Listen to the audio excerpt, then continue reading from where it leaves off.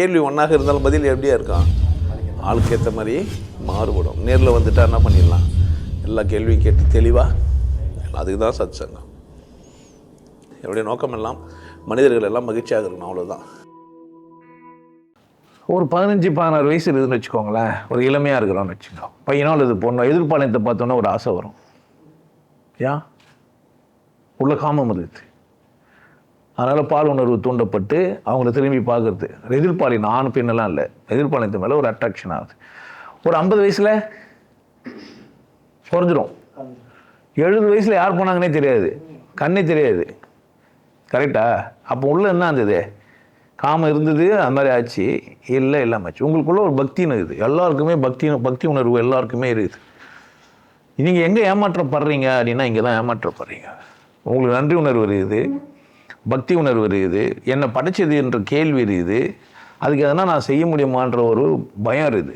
இதெல்லாம் மனிதனுடைய இயல்பு.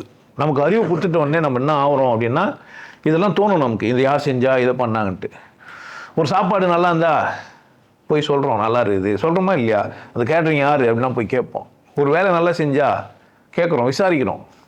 இதெல்லாம் எங்கேருந்து வந்தது நமக்குன்னு கேட்டால், ஒரு பெஸ்ட்டு பர்ஃபார்மர் இல்லை பெஸ்ட்டு விஷயம் அப்படின்னு ஒன்றுனாக்கா, சிறப்பானது ஒன்றுன்னா நம்ம என்ன பண்ணுவோம்னா அதை நோட்டீஸ் பண்ணுவோம், கொண்டாடுவோம், பார்ப்போம். நமக்கு அந்த இயல்பை என்ன பண்ணிடுறாங்கன்னா குழந்தையிலேருந்தே அவங்க ஒன்று கற்றுக் கொடுத்தாங்க. இதை பார்த்து கொண்டாடு, இதை பார்த்து கும்பிடுன்னு சொல்லி கொடுத்தாங்க. அதை கல்லை பார்த்து கும்பிடுன்னாங்க. இப்போ நான் கல்லுன்னு சொல்லும்போது உங்களுக்கு கோபம் வந்துடும்.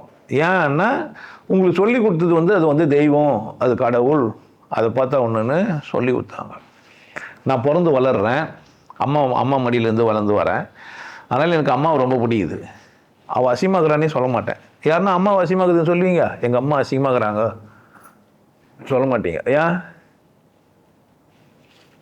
சிவ சொல்லுவோம் போல், அம்மா அசிங்கமாகுதுன்னு சும்மா சொல்லுவோமே தவிர அவங்களுக்கு இனம் புரியாத ஒரு அவங்க மேலே என்ன இருக்கும், அவங்களுக்கு நமக்கு ஒரு அட்ராக்ஷன் இருக்கும், பாசம் இருக்கும். அதோட பரிமாணம் தான் அப்புறமா பெண்களை பிடிக்கிறது, அதெல்லாம் அப்புறமா. ஏன்னா நம்ம பெண்கிட்டேருந்து வளர்றோம். அதனால் நான் நமக்கு அவங்க மேலே ஒரு பாசம். அது மாதிரி நம்ம வளர்க்குறாங்க. இது சாமி, இது கும்பிடு, ரெடி ஆகிடுறோம். பிரியாணி நம்ம ஏற்கனவே சாப்பிட்டுக்கிறோம்.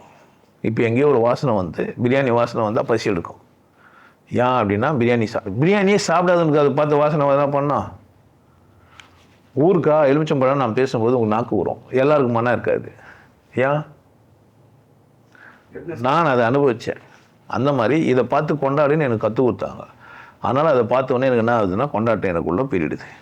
ஆனால் வேற்று மதக்காரர் அதை பார்த்தா ஒரு கல் எல்லாருக்கும் மகிழ்ச்சி தருதுன்னா எல்லாருக்குமே தானே தரணும். ஏன் எல்லாருக்கும் தரல?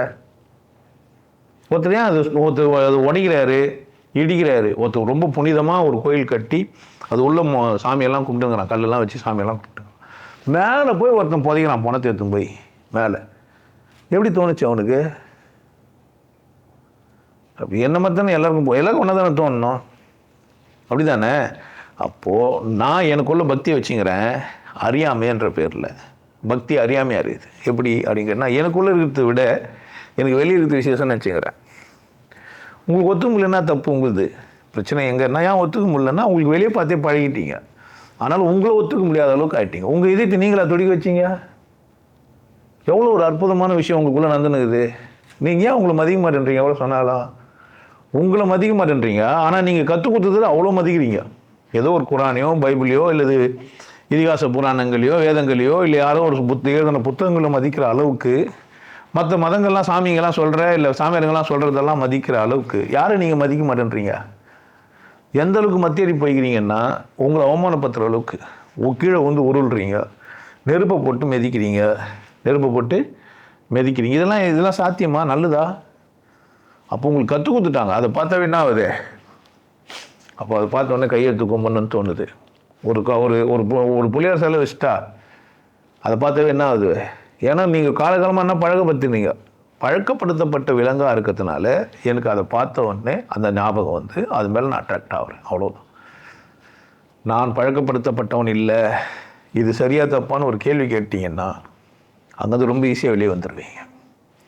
நான் ஒன்றும் உங்களுக்கு முரண்படலாம் சொல்ல, நீங்கள் ஜாலியாக இருந்தால் போய்க்குங்க, அது ஒன்றும் தப்பும் கூட இல்லை. ஏன்? கொண்டாட்டமாக இருக்குது, சும்மா ஜாலியாக இருக்குது, என்ன பண்ணுங்கள், போயிட்டு வாங்க. ஆனால் அது உண்மை கிடையாது. நீங்கள் தான் உண்மை, உங்களுக்குள்ளே இருக்கிறது தான் உண்மை. நீங்கள் இல்லைன்னா இந்த உலகம் இருக்குதா பாருங்கள், கண்ணை முடுங்க காட்சிக்குதா, விஷயம் எங்கே இருக்குதா? அப்போது கோயிலில் பார்த்தீங்களே குருடி ஆனால் நீங்கள் என்ன பண்ணுவீங்க? கோயில்கிட்ட போனால் அப்போ உங்களுக்கு வருமா? ஒரு வாசனை நம்மளை வந்து தெய்வீகமாக்கிடும். அந்த திருநீர் வாசனை இருக்குது இல்லை, அது நமக்கு அது நினச்ச உடனே சில வாசனைகள்லாம் பாட்டுங்கள்லாம் ஞாபகம் வரும் நமக்கு. ஒரு கோயிலுக்கு போயிருப்போம், இல்லை ஒரு நேரத்தில் பாட்டு போட்டிருப்பாங்க. சில பேர்லாம் கல்யாணத்துக்கு போயிருப்பீங்க, அந்த கல்யாணத்தில் 2 பாட்டு போட்டிருப்பாங்க, அது உங்களுக்கு ஞாபகம் வந்துடும். கல்யாணம்னு உடனே அந்த பாட்டு ஞாபகத்துக்கு வரும். இதெல்லாம் மனம் பண்ணுற தந்திரம். உங்களை மதிக்காத வரைக்கும் நீங்கள் வாழலை, வீண் தான். மற்றபடி கோயிலுக்கு போகிறதோ இல்லை மசூதிக்கு போகிறதோ இல்லை சர்ச்சைக்கு போகிறதோ அதெல்லாம் உங்கள் சொந்த பிரச்சனை. அதெல்லாம் நான் முன்னாடி ரொம்ப குறை சொல்லியிருந்தேன். இப்போ மாதிரி சொல்கிற மாதிரி ஐடியா இல்லை. திருந்தாத ஜென்மத்துக்கு நம்ம என்ன பண்ண முடியாது, நம்ம வேலை இல்லை. நம்ம போய் காவல் நிலையத்தில் சிறைச்சாலையும் போய் உட்காந்துருந்தால நமக்கு ஒன்றும் ஆக போகிறது இல்லை. புரிஞ்சுதான் பாருங்கள், இல்லைன்னா வச்சுங்க, ஒன்றும் தப்பு கிடையாது, உங்கள் விருப்பம்தான். காரணம் உள்ள பக்தி இருக்குது, கடவுளுக்கு நன்றி சொல்கிறேன்னு எண்ணம் இருக்குது, அதை மிஸ்பிஹேவ் பண்ணி வச்சுக்கிறாங்க. அதனால் நீங்கள் ஏமாந்துக்கிறீங்க. புரியுதுங்களா? அந்த பூனை புலியெல்லாம் பிடிக்கிறதுக்கு வலை போட்டு வச்சுருப்பாங்கல்ல, ட்ராப் பண்ணி வச்சுருப்பாங்கல்ல, அந்த மாதிரி இந்த மதங்கள்லாம் உங்களை ட்ராப் பண்ணி வச்சுக்கிறேன். அதனால் நீங்கள் ஜாதியிலையும் மதத்துலேயும் போய் ஊந்துருவீங்க. நம்மளாம் ஒரு ஜாதி பேர் சொன்னா என்ன ஆகிடுவீங்க? நீங்கள் ஒற்றுமை உணர்வு வந்துடும். நம்மளாம் வந்து என்ன சொல்லலாம், புதுசாக ஒரு ஜாதி கண்டுபிடிச்சி சொல்லுங்களேன். நம்மளாம் என்ன ஜாதி சொல்லலாம்? நம்மளாம் இந்த ஜாதின்னு சொன்னால் தெம்பாயிட இது ஆமாவா இல்லையா? அடையாளப்படுத்துவீங்களா இல்லையா? நீங்கள் உங்களுக்கு பின்னணி ஒரு ஜாதி இருக்குமா? அது சொன்னால் என்ன, கொஞ்சம் எக்ஸ்ட்ரா பார்ப்பீங்களா இல்லையா? நீங்கள் ஏன் எல்லோரும் மனுஷங்க தானே, ஆனால் ஜாதிக்காருக்கு முன்னுரிமையாக கொடுக்குறீங்க. வளர்க்கப்பட்ட விதம் அப்படி, பழக்கப்படுத்தப்பட்டுக்கிறீங்க. பழக்கப்படுத்தப்பட்ட விலங்காகவே வாழ்ந்துட்டு போவீங்கன்னா நீங்கள் சரிதான். நான் இந்த பழக்கப்படுத்தப்பட்ட விலங்குலேருந்து மாறுங்கன்றேன். அதனால தான் என் பேச்சை கேட்காதீங்கன்ற. நிறைய பேருக்கு பிடிக்காது. ஒருத்தன் வந்து திட்டே போகிறான்டா, துபாக்கு ஒரு எதுக்கு பேசுகிறான், அவன் பழக்கப்படுத்தப்பட்டான், அவனால் முடியாது, அவன் தாங்க முடியாது, என்னை பார்க்காதுன்றான். திட்டுதான் நான் ஒன்றும் ஆக மாட்டேன். நான் அது மாதிரி பழக்கப்படுத்தப்பட்டும் கிடையாது. திட்டினா கோவம் பண்ணுறது பழக்கப்படுத்தப்பட்டது தான். யாருன்னா உங்களை பார்த்து சொன்னால் என்ன ஆகணும்? நீங்கள் டென்ஷன் ஆகணும். ஏன் ஓட்டோன்னு ஒரு துணி பேரை சொல்கிறான், OTTOன்னு சொல்கிறான், அதானே? எனக்கு அந்த ஞாபகம் வந்தா, ஒரு பிராண்டு பேர் வந்தா, அவன் ஓட்டாவை தப்பாக சொல்கிறான் அவன், அப்படி தோணிச்சானா கோவம் பண்ணணும்னு சொல்லி கொடுத்துக்கிறாங்க உங்களுக்கு. இடியட்டுன்னா கோவம் பண்ணணும்னு உங்களுக்கு சொல்லி கொடுத்துக்கிறாங்க. நீங்கள் என்ன ஆகிறீங்க? இந்த வார்த்தையெல்லாம் வச்சா கோவப்படுறீங்க. உங்களுக்கு கோவம் வரணும். வரலைன்னா நீங்கள் மனுஷியே கிடையாது. என்ன பண்ணி வச்சுது உங்களுக்கு? ப்ரோக்ராம். நீங்கள் உள்ள என்ன பண்ணி வச்சுது? உங்களை ப்ரோக்ராம் பண்ணி வச்சுக்கிறாங்க. புரிஞ்சிச்சா? என்ன சொன்னால் பெஜாராகிடுவீங்க. நீங்கள் சில வார்த்தைங்கள்லாம் சொன்னால் என்ன ஆகிடுவீங்க? ஆமாம், மாதிரி ஓட்டோன்னு ஒரு பிராண்டு இது தெரியுமா? OTTOன்னு. அப்போனா அது மாதிரி நீங்கள் என்ன பண்ணோன்னா, அப்போ நம்ம பழக்கப்படுத்தப்பட்டுக்கிறோம், தப்பாக பழக்கப்படுத்தப்பட்டுக்கிறோம். இருந்து விடுதலை அடைய வேண்டியது யார்? நான் தான். யாருக்கு புரியணும்? அதுக்கு தான் பேசுகிறேன். என்னுடைய பேச்சு எதுக்கு அப்படின்னு கேட்டிங்கன்னா, நீங்கள் பாவம், உங்களை பார்த்தா எனக்கு கஷ்டமாக இருக்குது. நீங்கள் கடவுள் புரிஞ்சிக்கவே இல்லை, நீங்கள் கடவுள் நன்றி சொல்லவே இல்லை. ஏதோ கோயிலுக்கு போய் மாலை போட்டீங்க, அது கல் கழுவுனீங்க, அங்கே போய் சாமி கும்பிட்டீங்க, அதுக்கிட்ட போய் வரம் கேட்டீங்க, அது தந்து தான் நீங்கள் நினச்சிக்கிறீங்க. நீங்கள் நினச்சதுனால தான் அது நந்தது. போய் கேட்டீங்கல்ல, ஏதோ என்னுடைய குலதெய்வம் வந்து சேத்தம்மா, தாயே சேத்தம்மா தாயே நான் 10வது பாஸ் ஆகிடணும் அப்படின்னு கேட்டு படிக்காம முட்டை நடக்குமா? ஏன் அப்போ சொன்னா நான் எல்லா செயலையும் செஞ்சுட்டு அதை வந்து கும்பிட்டுக்கிறேன், அவ்வளோதான். அப்படித்தானே? கருப்பு சட்டை போட்டவரும் ஏன் வாழ முடியுது? கடவுள் இல்லைன்றவரும் வாழ முடியுதுன்னா அர்த்தம் அவர் செயல்படுறாரு. விதைச்சா முளைக்கும், ரூலில் தான். கடவுள் இல்லைன்னா முளைக்குமா? கடவுள் இருக்குதுன்னா முளைக்குமா? கடவுள் இல்லைன்னா முளைக்குமா? கடவுள் இருக்குதுன்னா முளைக்குமா? ரெண்டும் நான் சொல்லிக்கிறோம். ஆனால் விதை போட்டால் தான் முளைக்கும். அப்போ நான் சொல்லி தரது விதை போடுங்க, சந்தோஷமாக போடுங்க, ஆழ நோண்டி போடுங்க, அவ்வளோதான். எப்போ கடவுள் தேவைப்படுதுன்னா நன்றி சொல்கிறதுக்கு தான். நான் இருக்கிறேன்னு முதல்ல தெரியாது உங்களுக்கு. நீங்களே இல்லை, உங்களுக்கு முகமே இல்லை, உங்களுக்கு அடையாளமே இல்லை. நீங்கள் ஜாதி அடையாளத்தோடவும் மத அடையாளத்தோடவும் இந்த மாதிரி பக்தின்ற பேரில் அசிங்கத்தில் இருந்தால் நீங்கள் சிக்கினீங்க. நீங்கள் ஒன்றா 4 வாரத்தை திட்டி பாருங்களேன், கம்மன் சிச்சின்னு கேட்பேன். திட்டி பாருங்களேன். சும்மா திட்டுங்க. நீனா பெரிய மயிராடா உட்காந்துக்கிறேன்னு திட்டுங்களேன். நானே கூட திட்டிப்பேன். பெரிய மயிராட்டம் பேசிங்கிற பிடிங்கி வாடா அப்படின்னு. ஏன்? பழக்கம்தான் காரணம். நான் என் செயல்பாட்டில் என்ன பண்ணேன்? நான் கவனமாக இருக்கணும். இதை நான் இவ்வளோ நேசிக்கணும், இது கூட நான் இவ்வளோ உறவாடணும், இதை நான் இப்படி வச்சுன்னு யார் முடிவு பண்ணா? நான் தான். எல்லை மீறி போனதும் நான் தான். பிரியாரிட்டி கொடுத்தது நான் தான். மாட்டின் மொழிக்கு யார் தான்? நான் தான். நான் பிறந்தேன், நான் செத்துருவேன்னு யாருக்கு தெரியணா? எனக்கு தெரியணும். அப்படி செத்துருவேன்னு தெரிஞ்சால் தான் நான் வாழ்வேன்.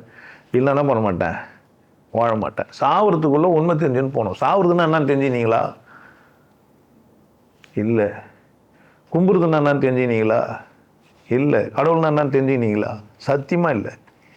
யார் நீங்கள் தெரிஞ்சிக்கலன்னா தெரியுன்ற நினைப்பில் தான் தெரிஞ்சிக்கல. உங்களுக்கு எதுவும் தெரியும் என்ன தெரியும் அப்படின்னு கேட்டிங்கன்னா, பைபிள் படிக்க தெரியும், குரான் படிக்க தெரியும், இல்லை இதிகாச புராணங்களை படிக்க தெரியும், மந்திரம் சொல்ல தெரியும்.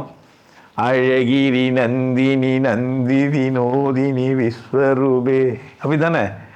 ஏதோ ஒரு மந்திரம்லாம் பாட்டெலாம் பாடுவீங்களா? பக்தியா? என்ன பாட்டு? ஒன்று சொல்லுங்க. ஓடி ஓடி ஓடி ஓடி உட்கலந்த ஜோதியை நாடி நாடி நாடி நாடி நாட்களும் கழிந்து போய் வாடி வாடி வாடி வாடி வாடி நின்ற மாந்தர்கள் கோடி கோடி கோடி கோடி என் நிறைந்த கோடி. அர்த்தம் தெரியுமா? ஆமாம், அது சிவன் பாட்டு. அது சிவவாக்கியர் பாட்டு. அது மாதிரி அதுங்களுக்கெல்லாம் மீனிங் தெரியணும்ல. பொருளறிந்து அப்படின்னு ஒன்று இருக்குது இல்லை, வாக்கைக்கு வந்து வச்சுக்கணும். அப்போ அதெல்லாம் இருக்காது. ஒரு தெரிஞ்சிட்டவன்கிட்ட என்ன பண்ண முடியாது, நம்ம எதுவும் பேச முடியாது. ஒன்றா ஆயிடுச்சு, தெரிஞ்சிச்சு. அதனால என்ன பண்ண முடியாது நம்ம. ஐயோ ஒரு பக்தி உள்ளவர் அவரையும் குறை சொல்கிறியான்னு வர சொல்லுவான். காலகாலமாக உங்களை ஏமாத்தணுங்கள நான் அடையாளப்படுத்தினா என்ன அசிங்கன்றீங்க நீங்கள். புரியுதுங்களா? எனக்கு ஒரு தங்கச்சியோ அக்காவோ இருக்கிறாங்க. கல்யாணம் பண்ணிவிட்டு அன்றைக்கே விட்டு போயிட்டான் ஒருத்தன். அவனை என்ன சொல்லணும்? கல்யாணம் பண்ணாங்க, நைட்டு முதலிரவு பண்ணாமல் விட்டு போயிட்டான் தங்கச்சி வீட்டுக்காரன். நான் சொல்லணும் அவனை? சொல்லுங்களேன். என்ன சொல்லுவீங்க? அவனை திட்ட மாட்டீங்க? சரியான மனுஷன்வீங்களா நீங்கள்? அவனை ஒத்துப்பீங்களா? ஒத்துன்னுக்கிறீங்க மாதிரி நிறைய முட்டாள்தனத்தெல்லாம் ஒத்துப்பீங்க. கடவுளுக்கும் தெய்வத்துக்கும் வித்தியாசம் நிறையமே. சாமி கும்பிட்டுங்கிறீங்க. தெய்வம் வேறு, கடவுள் வேறு. மாதா பிதா குரு 3 பேரும் தெய்வம். கோயிலில் போய் பார்க்குறது தெய்வத்தை, தெய்வ வழிபாடு. அது உங்களுக்கு கொண்டாட்டமாக தெரியுதுன்னா அது சில மியூசிக் நம்மளுக்கு கொண்டாட்டமாக தெரியும் தானே. தம்மரதம் ஹரே கிருஷ்ணரம் அந்த பாட்டு கேட்டால் உங்களுக்கு என்ன ஞாபகம் வருது? யாரெல்லாம் அந்த பாட்டை நீங்கள் கேட்டுக்கிறீங்க? நீங்கள் கேட்டுக்கிறீங்க என்ன ஞாபகம் வருது? சரக்கு என்னப்பா? சரக்கு, தம்மு, டான்ஸு, வேற கஞ்சா. சரக்கு, தம்மு, சரக்கு, டான்ஸு, அந்த வாய்ஸு வேற. ரஜினிக்கு தன்னை எல்லாம் மீறி ஒரு போதையில் இருக்கிறாங்க. மற்றவங்களுக்கெல்லாம் ஏன் அந்த காட்சியோ அந்த பாட்டியோ பாடல, யாரு நல்லா பூச்சின்னு புகை விட்டுன்னு டான்ஸ் ஆடுவாங்க, அப்படி தானே? பார்க்காதவங்களுக்கு. ஆனால் நீங்கள் நான் சொல்கிறது அப்படி கிடையாது. எங்கே போனாலும் நீங்கள் இருக்கிறீங்க, உங்கள் இதையும் துச்சுன்னு இருக்குது, உங்களுக்குள்ள ஒரு விசேஷம் இருக்குது. எங்கன்னா இல்லைன்றீங்களா? யாருன்னா புரியலன்னு இங்கே யாருன்னா புரியலன்னு சொன்னா என்ன அர்த்தம்? அப்போ இது சொல்லியும் புரியல ஒருத்தன் சொல்கிறான்னா என்ன அர்த்தம்? மத்தேரி போய் திமிரில் இருக்கிறான். டேய் நீ விசேஷம் என்னன்னு சொன்னா ஒத்துக்கணுமா இல்லையா? அது யாரா நீ சொல்கிறதுக்குன்னு கேட்குறான். எங்களை விட நீ விசேஷமா? நாங்கள் காலிலேருந்து பட்டு வச்சு குங்குமம் போட்டு நாங்கள் ஜாதியில் உயர்வாக பிறந்துக்கின்னு நாங்கள் சைவம் சாப்பிட்டுக்கின்னு தயிர் சோறை சாப்பிட்டுக்கின்னு ஏன்னா வாயில் போய் பண்ணிங்களா என்ன கழுதை சொம்மனாங்க. அந்தந்த ஆளுங்களுக்கு அது இது இப்போ கற்று வச்சுக்குது. அதனால் உங்களுக்கு என்ன ஆகுது? சர்ச்சைக்கு போய் பாட்டு பண்ணால் நீங்கள் சந்தோஷமாக கை தட்டுவீங்களா? சந்தோஷம் பொங்குதே, சந்தோஷம் பொங்குதே, சந்தோஷம் என்னில் பொங்குதே, ஹல்லேலூயா, இயேசு என்னை ரட்சித்தார், சுற்றம் என்னை மாற்றினார், சந்தோஷம் என்னில் பொங்குதே, வழி தப்பி நான் அலைந்தேன், பாவ பழுதனில் தீரிந்தலைந்தேன், ஆனால் இயேசு கைவிடார், தானாய் வந்து ரட்சிப்பார், அந்த நல்ல இயேசு எந்த மாமானாரே. சொல்லுவீங்களா? நான் சொல்லுவேன். திருப்பரங்குன்றத்தில் நீ சிரித்தால் முருகா, திருத்தணி மலை மீது எதிரொலிக்கும். என்னால் ரெண்டுமே என்ன பண்ண முடியும்? பிகாஸ் நான் பழக்கப்படுத்தலை. அவனுக்குள்ள எசன்ஸ் புரிஞ்சுக்கிறேன். அவன் பக்தியோடு அதை நினைக்கிறான், அதை கொண்டாடிக்கிறான், அவ்வளோதானே தவிர அவனுக்கு என்ன தெரியல, எது கடவுள்னு தெரியல, ஏமாந்துட்டுக்கிறான். புரியுதுங்களா? பாலைவனத்தில் நிழலில் இருக்கிறீங்க, ஆனால் மேலே பொறுக்கிறதுக்கு கழுகு உங்களுக்கு குறி பார்த்துன்னு இருக்குது. நீங்கள் எப்படி இருக்கிறீங்க? நிழலில் இருக்கிறதா இருக்கிறீங்க. இப்போ அது உங்களை குறி வைக்க போதா, இல்லை அது நிழலில் நீங்கள் வாழ போகிறீங்களா? இதுதான் ஐடியா. சும்மா இந்த சமூகம் உங்களை அசிங்கப்படுத்தி பலவிதமான பெயிண்ட் அடிச்சு வச்சுக்குது. பாவம், நீங்கள் அதில் மாட்டி என்ன பண்ணிக்கிறீங்க? சிக்கிறீங்க. அந்த 5 வயசு 5வது படிக்கிற அந்த குழந்தைக்கு புரிஞ்சுக்குதுன்னான்ட்டு எப்படி நீங்கள் நினைல? நீங்கள் யாருமே என்ன பண்ணவே இல்லை, கேட்கவே இல்லை. நீங்களே என்ன பண்ணிட்டீங்க? கர்த்தர் காப்பாற்றினாரு. நீங்கள் அந்த குழந்தை போய் கேட்டுச்சு. அவர் என்ன சொன்னார்? பதில் சொன்னாரா இல்லையா? எவனாக இருந்தாலும் கேள்வி கேட்டால் பதில் சொல்லி தான் ஆகணும். இல்லை எனக்கு அடுத்த கேள்வி இதில் நான் போனால் அது மாதிரி என்னை காப்பாற்றுவரான்னு நான் கேட்பேன். புரியுதா? நம்ம 2 பேர் போகலாமான்னு கேட்பேன். பிரச்சனை இருக்குது நிறைய. புரியுதுங்களா? எதனால் இப்போ கோயிலுக்கு போனேன்? எதனால்? அம்மாஸ் புரியுதா? புரிஞ்சிச்சா? புரியலனாலும் தப்பு இல்லை. எனக்காக ஒத்துக்குவானா? நீங்கள் சிந்திச்சு திரும்ப ஒரு வீடியோ போட்டு கிடைக்கல. உங்களுக்கான சொல்லப்பட்ட பதில். 2 பாட்டு என்னால் பாட முடியாது, 3வது பாட்டு கூட பாட முடியும். தாரே தக்குபீர் அல்லாஹு அக்பர், தாரே தக்குபீர் அல்லாஹு அக்பர் என்றே முழங்குவோம், நம் நபி வழி வந்த கோமான் நாமாத் நாமம் முழங்குவோம், லா இலாஹா இல்லல்லாஹு முகம்மது ரசூலுல்லாஹ் வாஷாது அந்த அப்படின்னா ஈஸி. மனப்பாடம் பண்ணிட்டு பேசினது போகிறேன். தட் சார், அது இல்லை கடவுள். எனக்குள்ளோ என் இதயத்தை துடிக்க வச்சுன்னுக்கிறான். இதயத்தை என்ன பண்ணி வச்சுக்கிறான்? நான் என்னவோ சாப்பிட்டேன், செரிச்சு வெளியே வருது. நான் ஒரு மனுஷனாகி நிற்கிறேன். என் கண்கள் தெரியுது, என் காதுகள் கேட்குது, என் மூக்கு சுவாசிக்குது, நான் சாப்பிட்றேன், என் பல்கள் மெல்லுது, நாக்கு அது தள்ளுது அடைபடாமல்.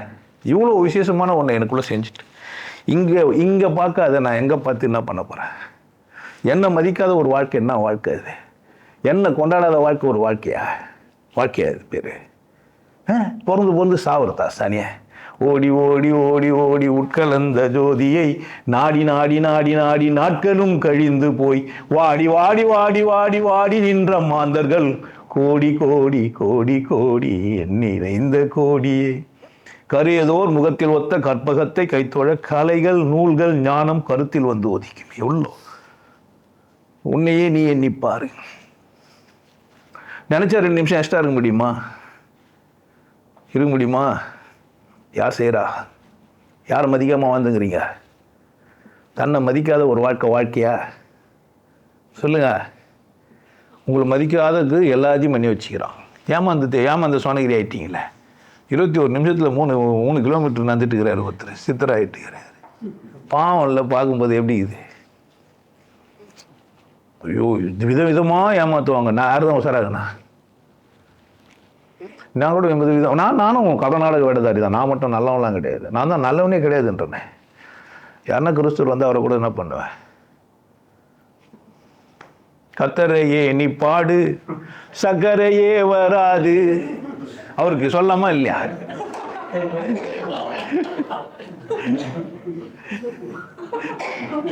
உங்களுக்கு எல்லாருக்கும் ஒரு விஷயம் சொல்றேன்.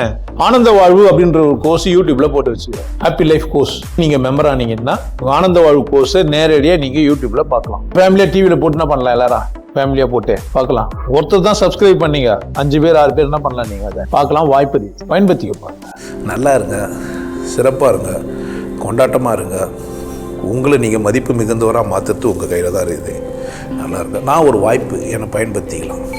நல்லது.